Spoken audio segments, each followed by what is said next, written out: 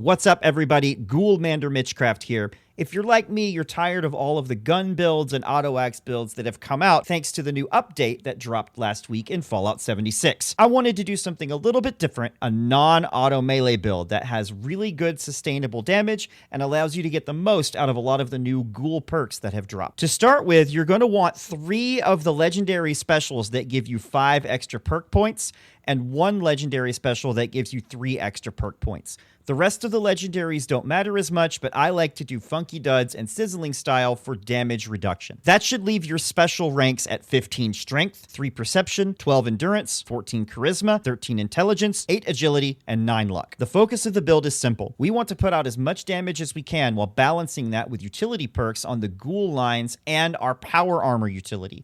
We also want to take advantage of damage through expending Glow, as well as making sure that we are fully feral to get the 150% melee boost. Our strength perks are simple. We're taking all 3 ranks of Slugger, Expert Slugger, and Master Slugger, as well as Radioactive Strength to expend Glow to do more damage.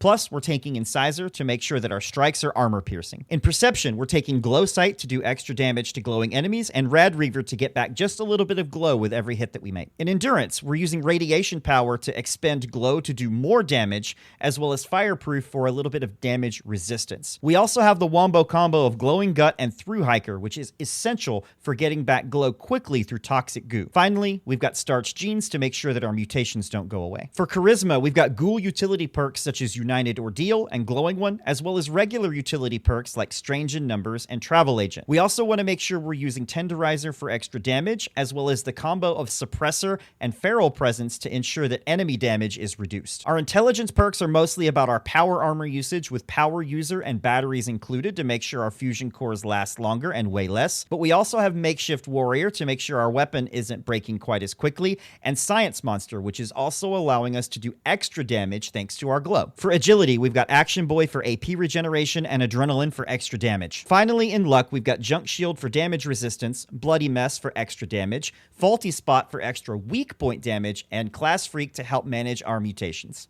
Speaking of mutations, I recommend Twisted Muscles, Marsupial, Carnivore, Speed Demon, Scaly Skin, and Healing Factor. Put on the highest power armor that you can get with Vanguards, extra strength in the 2nd slot, and Arms Keeper, and if you can get a hold of it, Bruiser's mods for the 4th star. As far as weapons go, you can use the Zweihander, the Ultrasight Terror Sword, or a Flaming Super Sledge for extra Pyromaniac damage. If you're tired of shooting things or using the auto-axe, give this build a try, and I promise you won't be disappointed. Check back later as we do some more builds with the new update, and I will see you out in the wasteland.